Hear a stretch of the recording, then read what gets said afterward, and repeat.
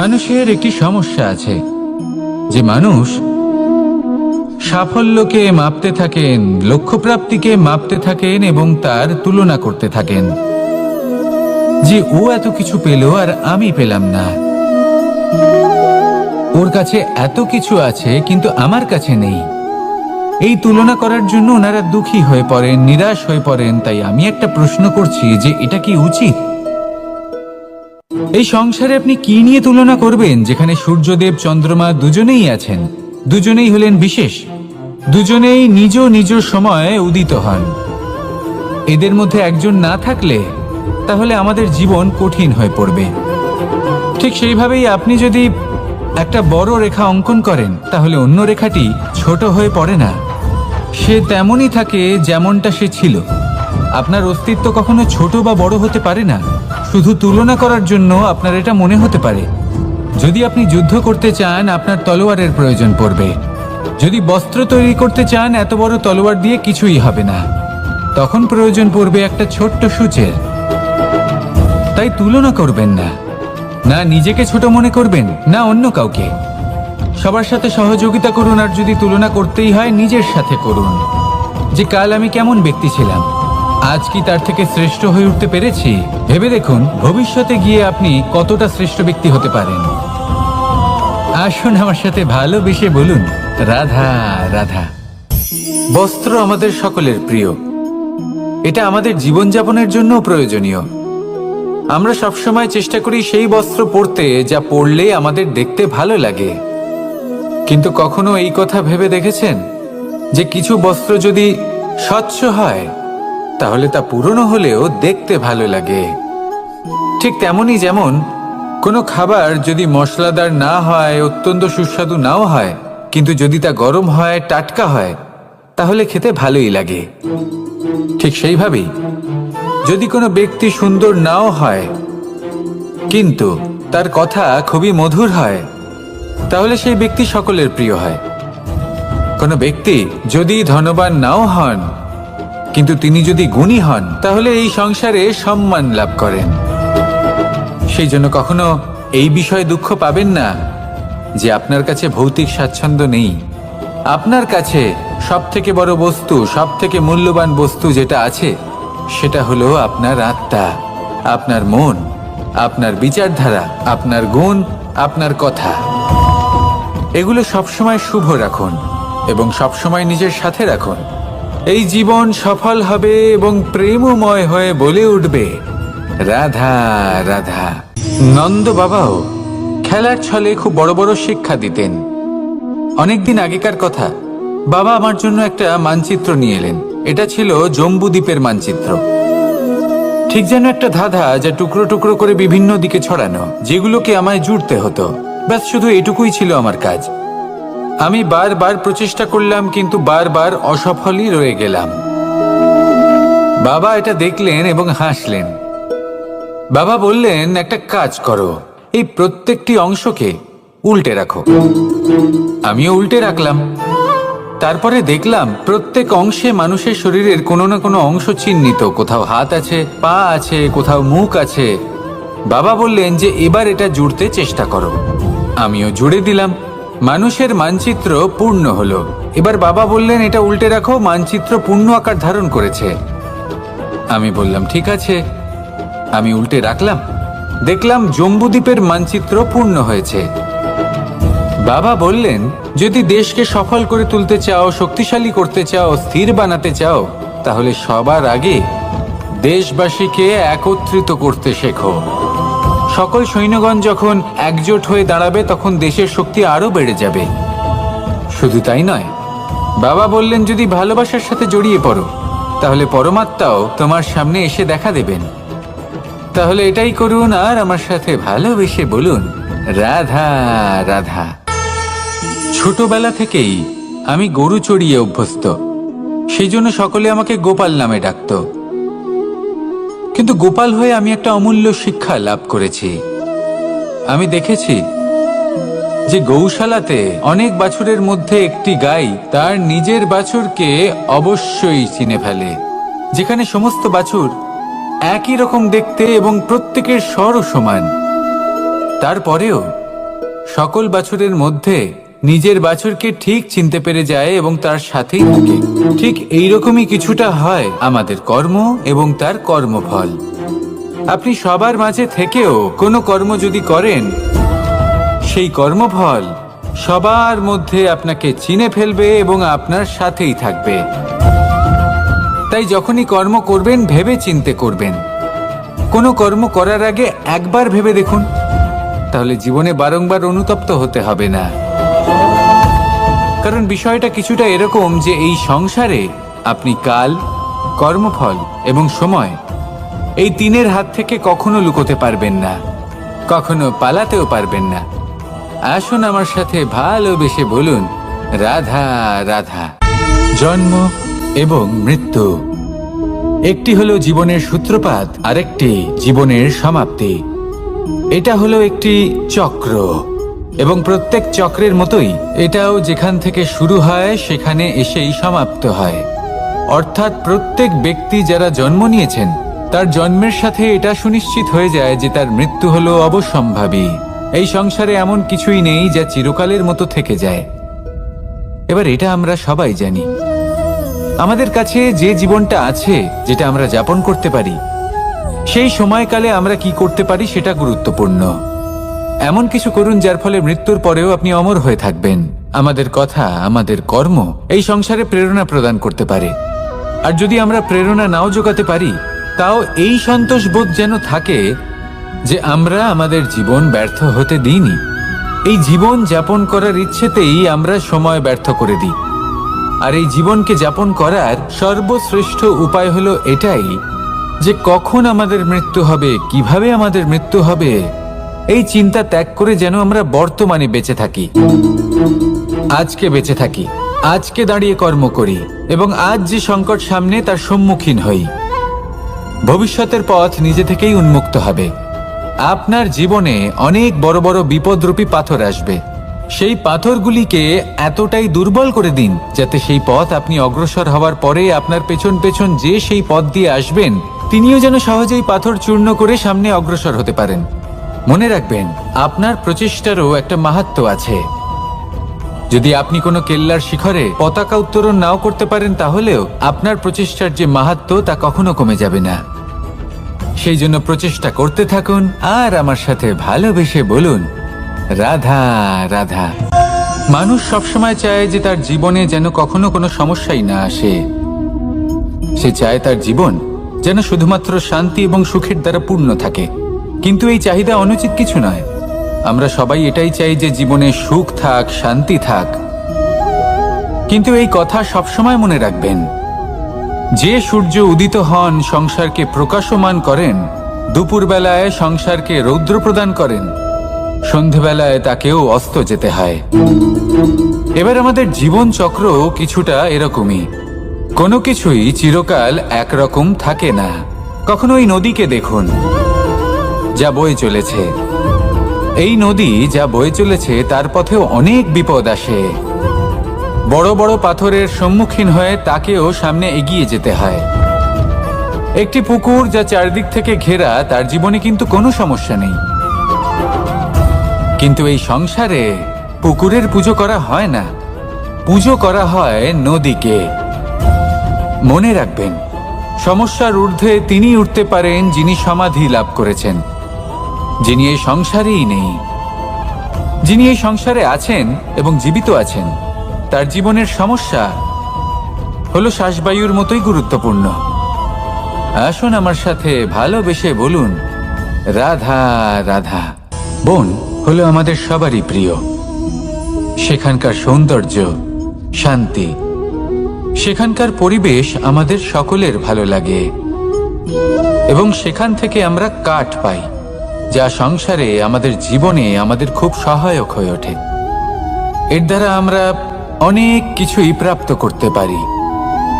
অনেক বাদ্যযন্ত্র আমরা লাভ করতে পারি। এর অনেকভাবে প্রয়োগ সম্ভব। কিছু কাঠ অত্যন্ত সুগন্ধি হয় যা আমরা ঈশ্বরকে নিবেদন করি, যেমন চন্দন। এবার ভাবুন, একজন অসাবধানী ব্যক্তি, তার হাত থেকে ছোট্ট একটা আগুনের ফুলকি যদি সেখানে পড়ে, তাহলে তা সমগ্র বনকে ভস্ম করে দিতে পারে। আর যখন এই আগুন ছড়িয়ে পড়ে তখন তা কাউকে রেহাই দেয় না। অন্য বৃক্ষকে নয়, পাতাকে নয়, ফলকে নয়, কাঁটাকে নয়, কাউকে নয়, পথে যাকে পায় তাকেই ভস্ম করে দেয়। এই ছোট্ট আগুনের ফুলকি।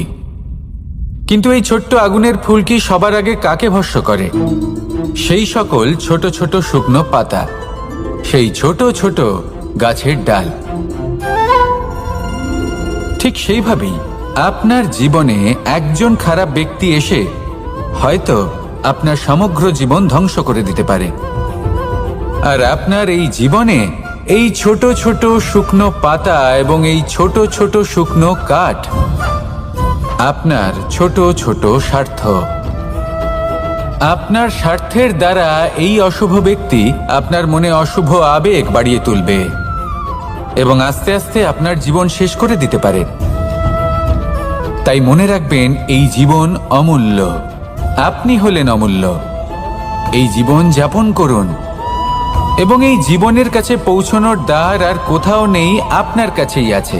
আপনার মনে, আপনার বিবেকে, আপনার দৃষ্টিভঙ্গিতে, আপনার ভাবনাতেই আছে। এই দ্বারকে খুলুন। জীবন সফল হবে আর ভালোবেসে বলবে, রাধা রাধা। কথায় আছে যে স্বপ্ন এবং লক্ষ্য হলো একটি মুদ্রারই দুটি দিক।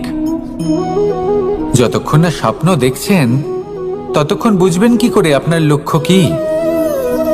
স্বপ্ন দেখে যদি নিজের লক্ষ্য বুঝতে পারেন, সেটা পেতে চান, তবেই সেটা লাভ করতে পারবেন। কিন্তু স্বপ্ন এবং লক্ষ্য এই দুইয়ের মধ্যে একটা ভারসাম্য রয়েছে, যেটা বজায় রাখা প্রয়োজনীয়। একে আমরা বলে থাকি পরিশ্রম। দেখুন, যদি আপনি স্বপ্ন দেখতে চান তাহলে পরিশ্রম ত্যাগ করে নিদ্রা লাভ প্রয়োজন। কিন্তু যদি আপনি লক্ষ্য লাভ করতে চান তাহলে আপনাকে নিদ্রা ত্যাগ করে পরিশ্রম করতে হবে। তাই আলস্য ত্যাগ করুন এবং সিদ্ধান্ত নিন যে আপনি কি চান। আপনার জীবনের এই তুলাদণ্ডে স্বপ্নের পাল্লা ভারী হওয়া প্রয়োজন নাকি লক্ষ্যের? আমার মতে এই দুইয়ের মধ্যে যদি ভারসাম্য বজায় রাখেন তবে পথ নিজে থেকেই সামনে আসবে। শুধু সেই পথে অগ্রসর হতে থাকুন এবং আমার সাথে ভালোবেসে বলুন, রাধা রাধা।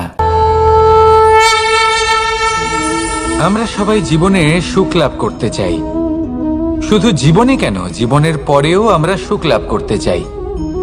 আমরা সকলে স্বর্গের কামনা করি।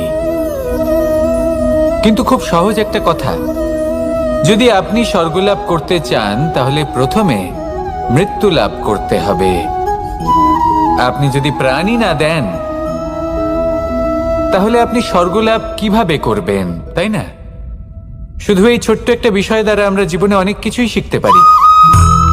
যদি আপনার কোনো লক্ষ্য থাকে, কোনো মনোবাঞ্ছিত স্থান থাকে, কোনো বড় কাজ আপনি করতে চান, তাহলে সেই সবই হবে। কিন্তু শুধুমাত্র কামনা করলে হবে না, আপনাকে কর্ম করতে হবে।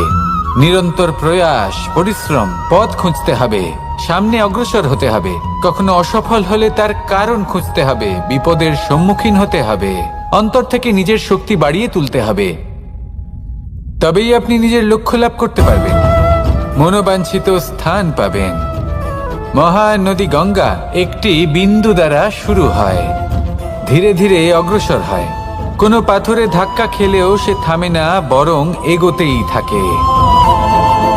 তারপরেই সে মহান নদী গঙ্গা হয়ে উঠতে পারে। পরিশ্রম করুন, লক্ষ্য লাভ করুন, আর আমার সাথে ভালোবেসে বলুন, রাধা রাধা। এই সংসারে তিন ধরনের আবেগ অত্যন্ত গুরুত্বপূর্ণ, যা প্রত্যেক মানুষের জীবনে থাকে। প্রথমটা হলো আনন্দ, যা আমরা সবাই লাভ করতে চাই। দ্বিতীয় হলো ক্রোধ। এটা তখনই আসে যখন আমরা আমাদের উপর নিয়ন্ত্রণ হারাই বা কোনো পরিস্থিতি আমাদের প্রতিকূল হয়ে থাকে। তৃতীয় হলো দুঃখ। এই দুঃখ তখনই আসে যখন কোনো একটা পরিস্থিতি আমাদের মনের মতো হয় না, বা আমাদের প্রিয়জন আমাদের বুঝতে পারেন না। আমরা অমূল্য কিছু হারিয়ে ফেলি, তখন এই দুঃখ আমাদের হৃদয়ে আশ্রয় নেয়। এই তিন আবেগ হলো এমন যে আমাদের জীবনে আসতে এবং যেতে থাকবে। কিন্তু এই তিনটি আবেগের বিষয়ে কোন কথাটা মনে রাখতে হবে সেটা শুনুন। যখনই আপনি আনন্দে থাকবেন, প্রতিশ্রুতি দেবেন না, কারণ যখন মানুষ আনন্দে থাকেন তখন তিনি নিজের বিবেক বোধ হারিয়ে ফেলেন। দ্বিতীয়ত, যখনই আপনি ক্রুদ্ধ হবেন, উত্তর দেবেন না, কারণ ক্রোধের বশে যে উত্তরই দেবেন সেটা শুভ হবে না। তৃতীয়ত, যখনই আপনি দুঃখী থাকবেন, কোনো সিদ্ধান্ত নেবেন না, তখন নিজের মনের ওপর, নিজের কর্মের ওপর, নিজের ওপর নিয়ন্ত্রণ রাখতে চেষ্টা করুন। যদি এই তিনটি আবেগের ক্ষেত্রে এই জিনিসগুলো মনে রাখেন, তাহলে জীবনে কখনো আক্ষেপ করবেন না। আসুন আমার সাথে ভালোবেসে বলুন, রাধা রাধা। আমাদের মধ্যে বেশিরভাগ মানুষ কোনো না কোনো মহাশক্তির উপস্থিতিকে বিশ্বাস করেন।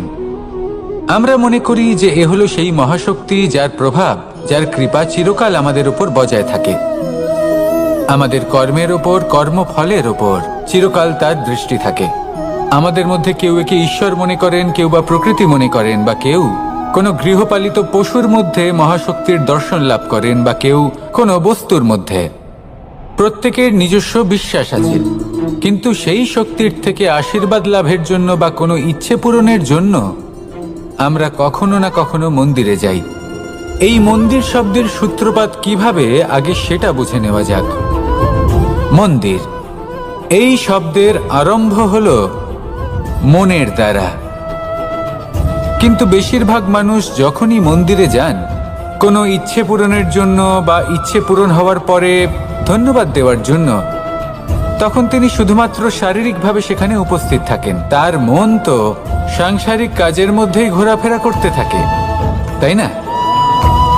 তাহলে বলুন, এর অর্থ কি? যদি আপনি মন্দিরে নিজের মনকেই না নিয়ে যান, তাহলে তার কি লাভ হবে? মন্দিরে গিয়ে নিজের মনকে ঈশ্বরের চরণে পূর্ণরূপে সমর্পণ করুন। নিজের মন থেকে ঈশ্বরের আরাধনা করুন, আর এই মন থেকেই বলুন, রাধা রাধা। মানুষ শুধুমাত্র দুই ধরনের ব্যক্তির সামনেই নত হন।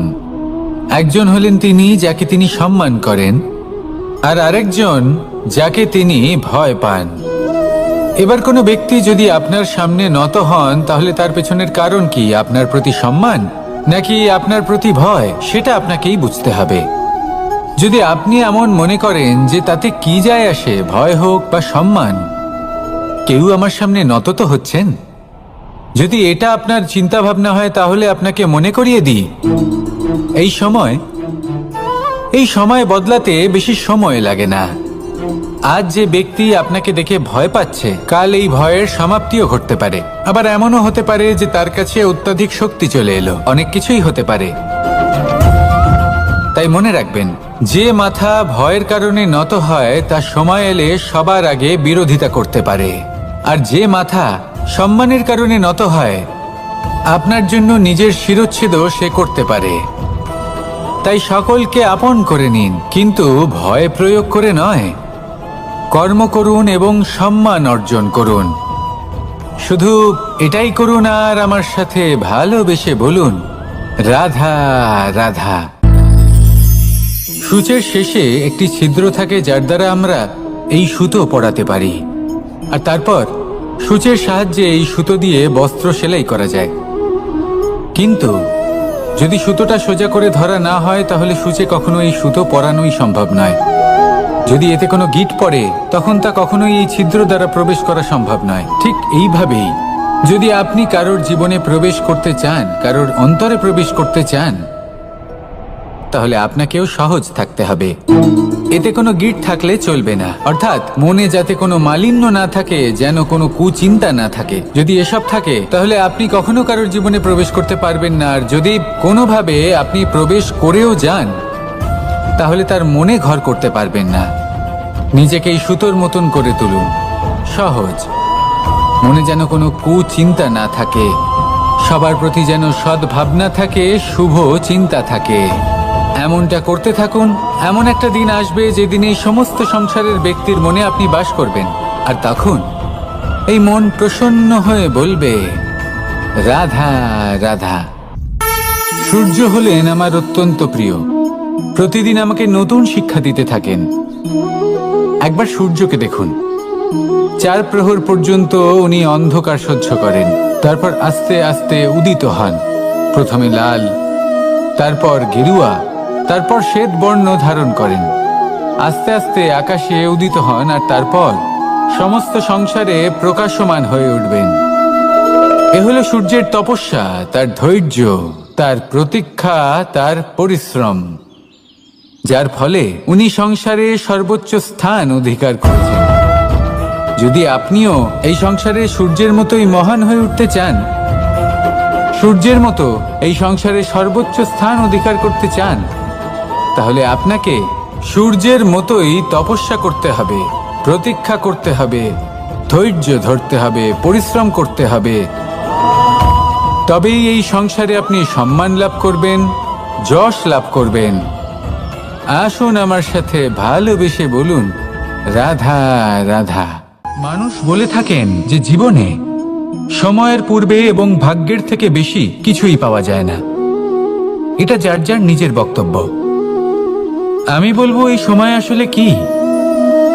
এই সময় হলো যাতে যুগ যুগান্তর নিহিত আছে, যার মধ্যে দিন আছে, মাস আছে, বছর আছে, ঠিক কিনা? বাস্তবে আপনার কাছে সময় কতটা আছে যা আপনি সদ্ব্যবহার করতে পারেন? তখন থেকে আছে যখন থেকে আপনি নিজেকে বুঝতে শুরু করেন। ততক্ষণ আছে যতক্ষণ না আপনি এই সংসার ছেড়ে চলে যাচ্ছেন। শুধু এটুকু সময় আছে আপনার কাছে।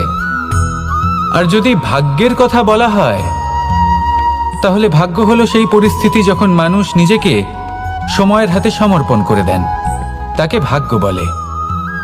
অর্থাৎ আপনি জীবনে পরিশ্রম করেছেন, বিপদের সম্মুখীন হয়েছেন, সামনে এগিয়ে গেছেন, কোথাও পৌঁছে গেছেন, এবং তখন আপনার মনে হলো যে ব্যাস এখানেই থেমে যাওয়া উচিত।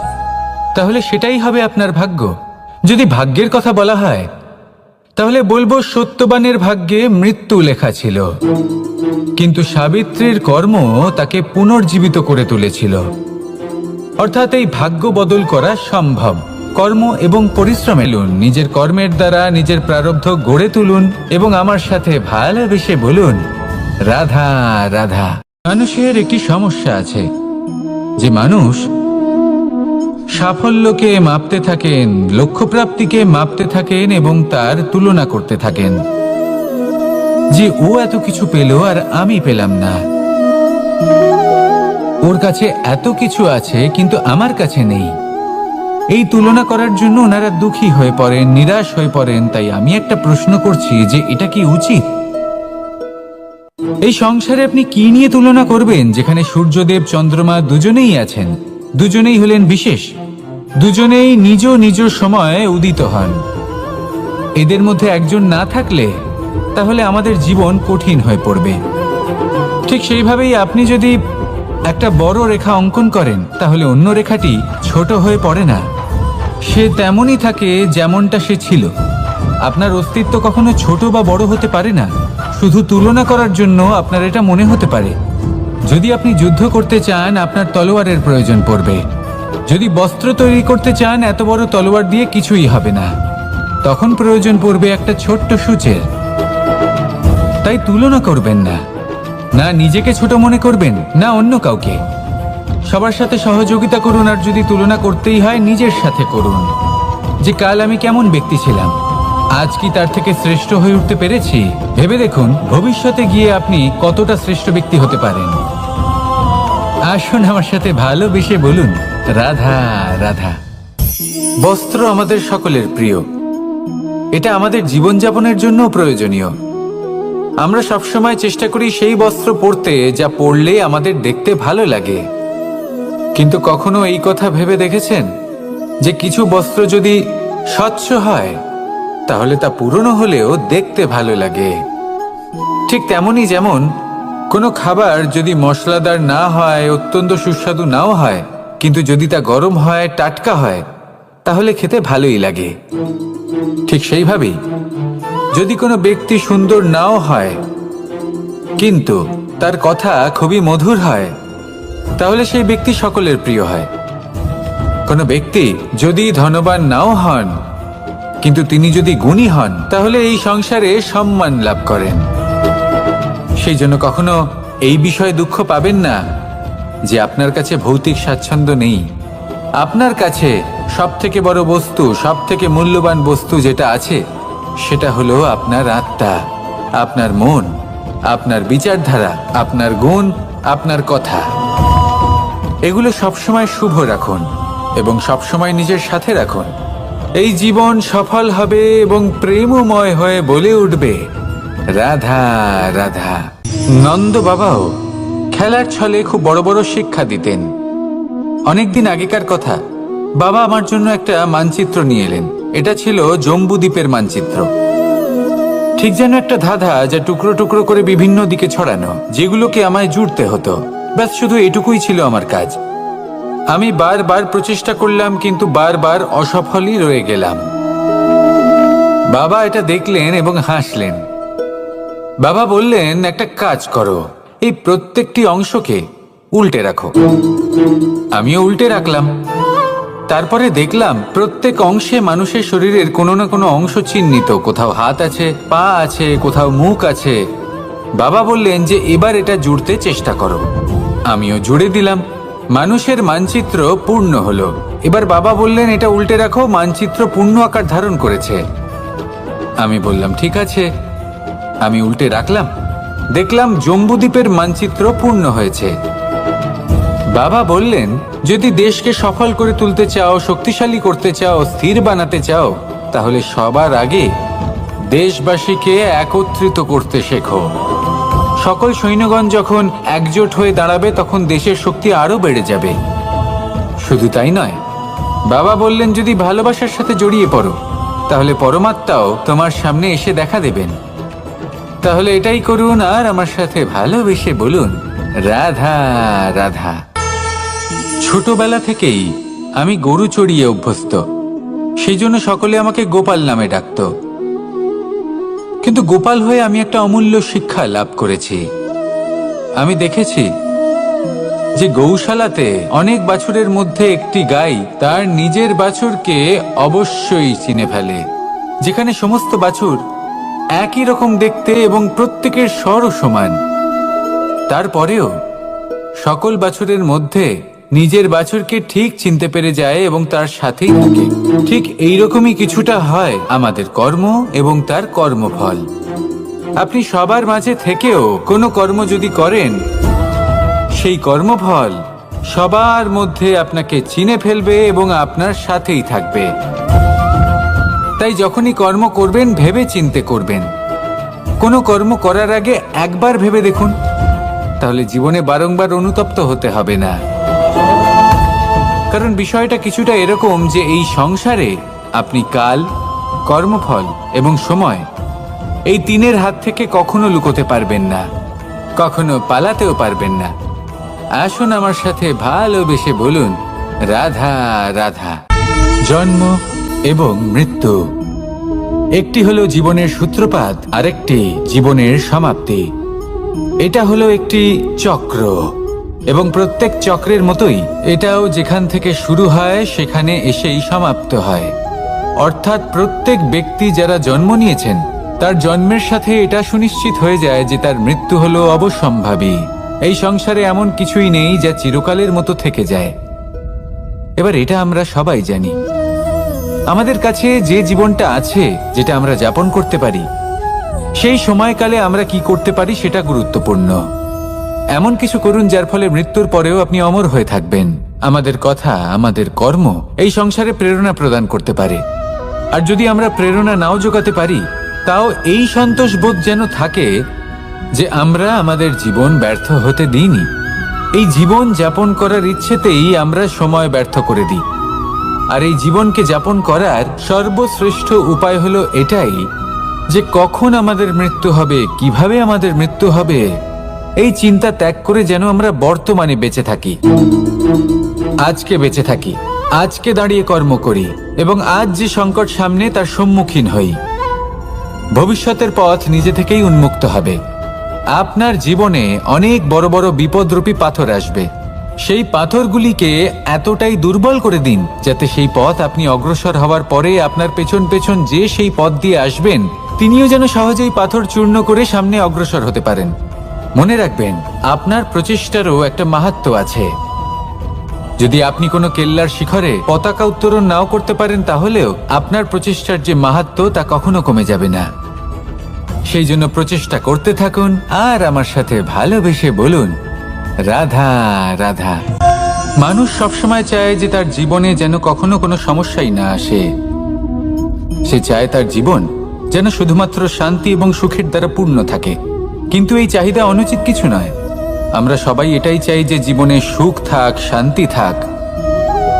কিন্তু এই কথা সবসময় মনে রাখবেন, যে সূর্য উদিত হন সংসারকে প্রকাশমান করেন, দুপুরবেলায় সংসারকে রৌদ্র প্রদান করেন, সন্ধেবেলায় তাকেও অস্ত যেতে হয়। এবার আমাদের জীবন চক্র কিছুটা এরকমই। কোনো কিছুই চিরকাল একরকম থাকে না। কখনো এই নদীকে দেখুন, যা বয়ে চলেছে। এই নদী যা বয়ে চলেছে তার পথেও অনেক বিপদ আসে। বড় বড় পাথরের সম্মুখীন হয়ে তাকেও সামনে এগিয়ে যেতে হয়। একটি পুকুর যা চারদিক থেকে ঘেরা, তার জীবনে কিন্তু কোনো সমস্যা নেই। কিন্তু এই সংসারে পুকুরের পুজো করা হয় না, পুজো করা হয় নদীকে। মনে রাখবেন, সমস্যার ঊর্ধ্বে তিনি উঠতে পারেন যিনি সমাধি লাভ করেছেন, যিনি এই সংসারেই নেই। যিনি এই সংসারে আছেন এবং জীবিত আছেন, তার জীবনের সমস্যা হলো শ্বাসবায়ুর মতোই গুরুত্বপূর্ণ। আসুন আমার সাথে ভালোবেসে বলুন, রাধা রাধা। বন হলো আমাদের সবারই প্রিয়। সেখানকার সৌন্দর্য, শান্তি, সেখানকার পরিবেশ আমাদের সকলের ভালো লাগে এবং সেখান থেকে আমরা কাঠ পাই, যা সংসারে আমাদের জীবনে আমাদের খুব সহায়ক হয়ে ওঠে। এর দ্বারা আমরা অনেক কিছুই প্রাপ্ত করতে পারি। অনেক বাদ্যযন্ত্র আমরা লাভ করতে পারি। এর অনেকভাবে প্রয়োগ সম্ভব। কিছু কাঠ অত্যন্ত সুগন্ধি হয়, যা আমরা ঈশ্বরকে নিবেদন করি, যেমন চন্দন। এবার ভাবুন, একজন অসাবধানী ব্যক্তি, তার হাত থেকে ছোট্ট একটা আগুনের ফুলকি যদি সেখানে পড়ে, তাহলে তা সমগ্র বনকে ভস্ম করে দিতে পারে। আর যখন এই আগুন ছড়িয়ে পড়ে, তখন তা কাউকে রেহাই দেয় না। অন্য বৃক্ষকে নয়, পাতাকে নয়, ফলকে নয়, কাঁটাকে নয়, কাউকে নয়, পথে যাকে পায় তাকেই ভস্ম করে দেয়। এই ছোট্ট আগুনের ফুলকি। কিন্তু এই ছোট্ট আগুনের ফুলকি সবার আগে কাকে ভস্ম করে? সেই সকল ছোট ছোট শুকনো পাতা, সেই ছোট ছোট গাছের ডাল। ঠিক সেইভাবেই আপনার জীবনে একজন খারাপ ব্যক্তি এসে হয়তো আপনার সমগ্র জীবন ধ্বংস করে দিতে পারে। আর আপনার এই জীবনে এই ছোট ছোট শুকনো পাতা এবং এই ছোট ছোট শুকনো কাঠ আপনার ছোট ছোট স্বার্থ। আপনার স্বার্থের দ্বারা এই অশুভ ব্যক্তি আপনার মনে অশুভ আবেগ বাড়িয়ে তুলবে এবং আস্তে আস্তে আপনার জীবন শেষ করে দিতে পারে। তাই মনে রাখবেন, এই জীবন অমূল্য। আপনি হলেন অমূল্য। এই জীবন যাপন করুন এবং এই জীবনের কাছে পৌঁছানোর দ্বার আর কোথাও নেই, আপনার কাছেই আছে। আপনার মনে, আপনার বিবেকে, আপনার দৃষ্টিভঙ্গিতে, আপনার ভাবনাতেই আছে। এই দ্বারকে খুলুন। জীবন সফল হবে আর ভালোবেসে বলবে, রাধা রাধা। কথায় আছে যে স্বপ্ন এবং লক্ষ্য হলো একটি মুদ্রারই দুটি দিক। যতক্ষণ না স্বপ্ন দেখছেন, ততক্ষণ বুঝবেন কি করে আপনার লক্ষ্য কি? স্বপ্ন দেখে যদি নিজের লক্ষ্য বুঝতে পারেন, সেটা পেতে চান, তবেই সেটা লাভ করতে পারবেন। কিন্তু স্বপ্ন এবং লক্ষ্য, এই দুইয়ের মধ্যে একটা ভারসাম্য রয়েছে, যেটা বজায় রাখা প্রয়োজনীয়। একে আমরা বলে থাকি পরিশ্রম। দেখুন, যদি আপনি স্বপ্ন দেখতে চান, তাহলে পরিশ্রম ত্যাগ করে নিদ্রা লাভ প্রয়োজন। কিন্তু যদি আপনি লক্ষ্য লাভ করতে চান, তাহলে আপনাকে নিদ্রা ত্যাগ করে পরিশ্রম করতে হবে। তাই আলস্য ত্যাগ করুন এবং সিদ্ধান্ত নিন যে আপনি কি চান। আপনার জীবনের এই তুলাদণ্ডে স্বপ্নের পাল্লা ভারী হওয়া প্রয়োজন নাকি লক্ষ্যের? আমার মতে এই দুইয়ের মধ্যে যদি ভারসাম্য বজায় রাখেন তবে পথ নিজে থেকেই সামনে আসবে। শুধু সেই পথে অগ্রসর হতে থাকুন এবং আমার সাথে ভালোবেসে বলুন, রাধা রাধা। আমরা সবাই জীবনে সুখ লাভ করতে চাই। শুধু জীবনে কেন, জীবনের পরেও আমরা সুখ লাভ করতে চাই। আমরা সকলে স্বর্গের কামনা করি। কিন্তু খুব সহজ একটা কথা, যদি আপনি স্বর্গ লাভ করতে চান তাহলে প্রথমে মৃত্যু লাভ করতে হবে। আপনি যদি প্রাণই না দেন তাহলে আপনি স্বর্গ লাভ কিভাবে করবেন, তাই না? শুধু এই ছোট্ট একটা বিষয় দ্বারা আমরা জীবনে অনেক কিছুই শিখতে পারি। যদি আপনার কোনো লক্ষ্য থাকে, কোনো মনোবাঞ্ছিত স্থান থাকে, কোনো বড় কাজ আপনি করতে চান, তাহলে সেই সবই হবে। কিন্তু শুধুমাত্র কামনা করলে হবে না, আপনাকে কর্ম করতে হবে, নিরন্তর প্রয়াস, পরিশ্রম, পথ খুঁজতে হবে, সামনে অগ্রসর হতে হবে। কখনো অসফল হলে তার কারণ খুঁজতে হবে, বিপদের সম্মুখীন হতে হবে, অন্তর থেকে নিজের শক্তি বাড়িয়ে তুলতে হবে। তবেই আপনি নিজের লক্ষ্য লাভ করতে পারবেন, মনোবাঞ্ছিত স্থান পাবেন। মহান নদী গঙ্গা একটি বিন্দু দ্বারা শুরু হয়, ধীরে ধীরে অগ্রসর হয়। কোনো পাথরে ধাক্কা খেলেও সে থামে না, বরং এগোতেই থাকে। তারপরেই সে মহান নদী গঙ্গা হয়ে উঠতে পারে। পরিশ্রম করুন, লক্ষ্য লাভ করুন, আর আমার সাথে ভালোবেসে বলুন, রাধা রাধা। এই সংসারে 3 ধরনের আবেগ অত্যন্ত গুরুত্বপূর্ণ, যা প্রত্যেক মানুষের জীবনে থাকে। প্রথমটা হলো আনন্দ, যা আমরা সবাই লাভ করতে চাই। দ্বিতীয় হলো ক্রোধ। এটা তখনই আসে যখন আমরা আমাদের উপর নিয়ন্ত্রণ হারাই বা কোনো পরিস্থিতি আমাদের প্রতিকূল হয়ে থাকে। তৃতীয় হলো দুঃখ। এই দুঃখ তখনই আসে যখন কোনো একটা পরিস্থিতি আমাদের মনের মতো হয় না, বা আমাদের প্রিয়জন আমাদের বুঝতে পারেন না, আমরা অমূল্য কিছু হারিয়ে ফেলি। তখন এই দুঃখ আমাদের হৃদয়ে আশ্রয় নেয়।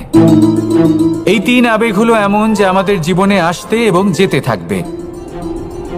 কিন্তু এই 3টি আবেগের বিষয়ে কোন কথাটা মনে রাখতে হবে সেটা শুনুন।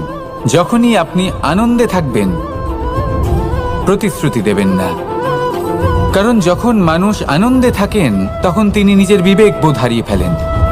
দ্বিতীয়ত, যখনই আপনি ক্রুদ্ধ হবেন, উত্তর দেবেন না, কারণ ক্রোধের বশে যে উত্তরই দেবেন সেটা শুভ হবে না। তৃতীয়ত, যখনই আপনি দুঃখী থাকবেন, কোনো সিদ্ধান্ত নেবেন না, তখন নিজের মনের ওপর, নিজের কর্মের ওপর, নিজের ওপর নিয়ন্ত্রণ রাখতে চেষ্টা করুন। যদি এই 3টি আবেগের ক্ষেত্রে এই জিনিসগুলো মনে রাখেন তাহলে জীবনে কখনো আক্ষেপ করবেন না। আসুন আমার সাথে ভালোবেসে বলুন, রাধা রাধা। আমাদের মধ্যে বেশিরভাগ মানুষ কোনো না কোনো মহাশক্তির উপস্থিতিকে বিশ্বাস করেন। আমরা মনে করি যে এ হলো সেই মহাশক্তি যার প্রভাব, যার কৃপা চিরকাল আমাদের উপর বজায় থাকে।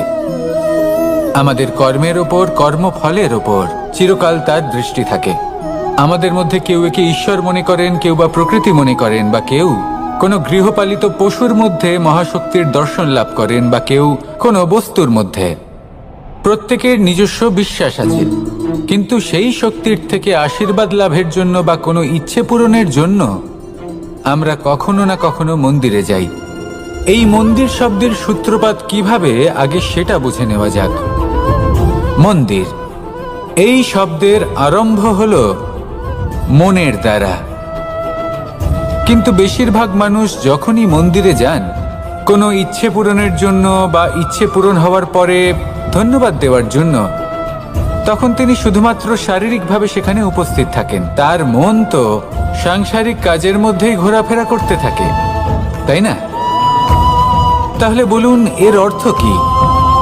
যদি আপনি মন্দিরে নিজের মনকেই না নিয়ে যান তাহলে তার কি লাভ হবে?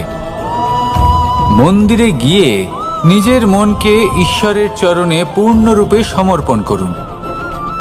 নিজের মন থেকে ঈশ্বরের আরাধনা করুন, আর এই মন থেকেই বলুন, রাধা রাধা।